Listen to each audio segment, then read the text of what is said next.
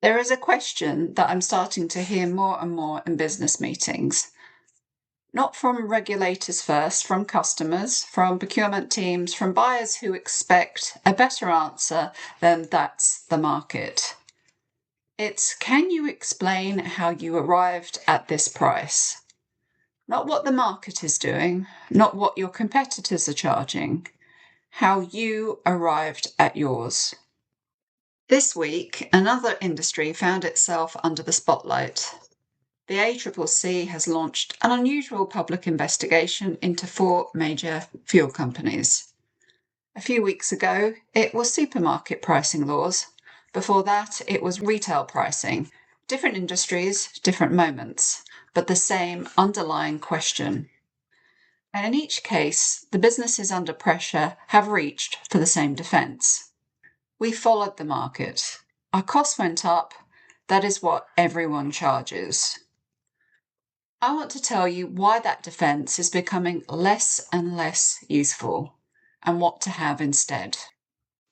The ACCC investigation is not about whether fuel prices are high. High prices are not illegal. The ACCC's role is to examine whether pricing conduct is anti-competitive, whether the way prices are set, maintained, or communicated disadvantages other businesses or consumers in ways the law does not permit. That is a specific legal question, but it sits inside a broader commercial one. For any business whose pricing comes under scrutiny, from a regulator, from a major customer, from a procurement team that has read the news, the challenge is the same. Can you explain how your price was reached? Not, we followed the market, not, our costs went up, not, that is what we've always charged. Can you explain independently, specifically, in terms of cost, value, and margin, how you arrived at the number in front of you? And here is what I see when I sit with businesses and ask them that same question. Most of them reach for the market. I want to tell you why that's not enough. Following the market is a reasonable answer to the question, what did you do? It is not an answer to the question, can you justify what you did? Those are different questions. When a fuel company says it followed global oil prices, it is describing a pricing method, a method most commodity businesses use. You watch what your input costs are doing, you watch what your competitors are charging, you set your price in response to both. That method works commercially. For years, it has been the standard approach in fuel, in raw materials, in commodity-adjacent businesses of every kind. The problem, however, is that following the market is a description of behaviour. It is not an explanation of cost structure. When a regulator or a major customer asks you to justify your price, they're not asking what your competitors charged. They're asking whether the margin between your cost of supply and your selling price can be explained on its own terms. And following the market cannot answer that question. I've worked with businesses that price entirely by reference to the market. They watch competitors, they watch input costs, they adjust. They have been doing it for years. But when I sit with them and ask, can you explain your prices independently of what your competitors are doing? Most of them can't. Not because they're doing anything wrong, because they had never had to do it. That is the exposure, and it is not a fuel industry exposure. Here is the thing about the fuel industry's pricing defence. It is not unusual. Ask, for instance, a manufacturing CEO how pricing decisions are made inside their business. They start with costs, add a margin, and check what the market will bear. Ask the head of a distribution business how they justify their prices to customers. Our prices are in line with the market. We are competitive. Ask a B2B supplier what happens when a major customer asks why the prices went up. And they point to input costs, to CPI, to what competitors are charging. Every one of those answers is a version of the same thing. The market made me do it. None of those businesses is doing anything dishonest. Most of them have been pricing this way for years without any problem. But here is the question now sitting underneath every one of those conversations. Can you explain your price without reference to what the market is doing? Can you explain the gap between your cost of supply and your selling price on its own terms, without pointing to a competitor, without citing CPI, without saying that this is what the market will bear?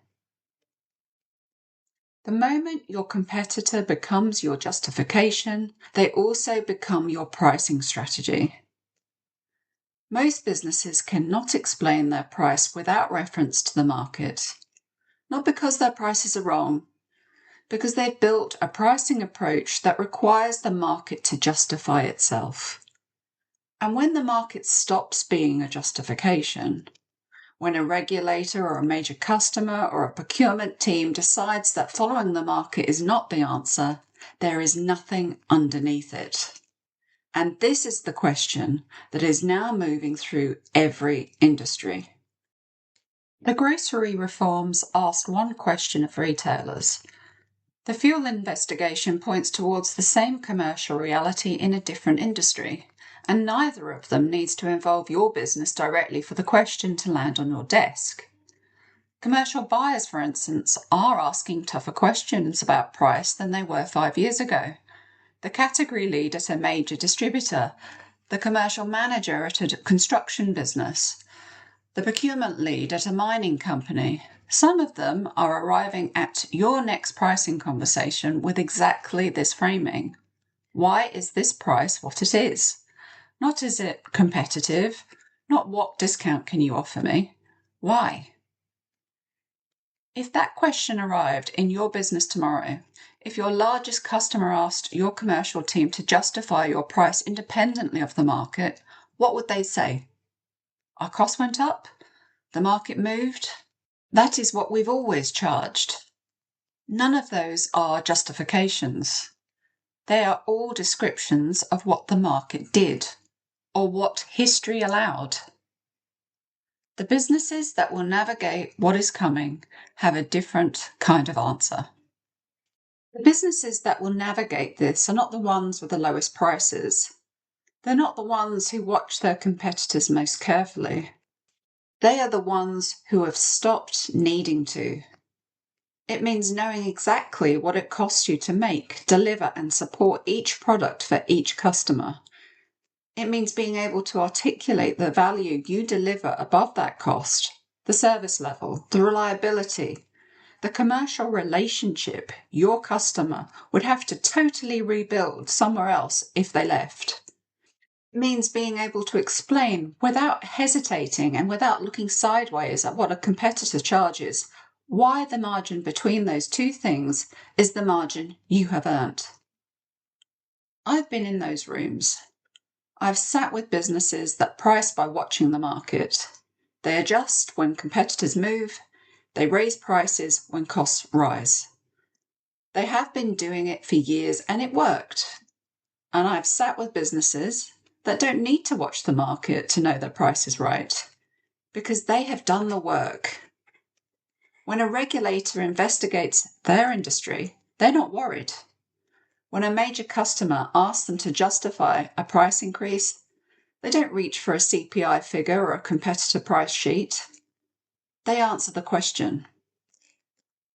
The grocery reforms and the fuel investigation are different, but they point to the same commercial reality. Businesses are increasingly expected to explain how they arrived at their prices.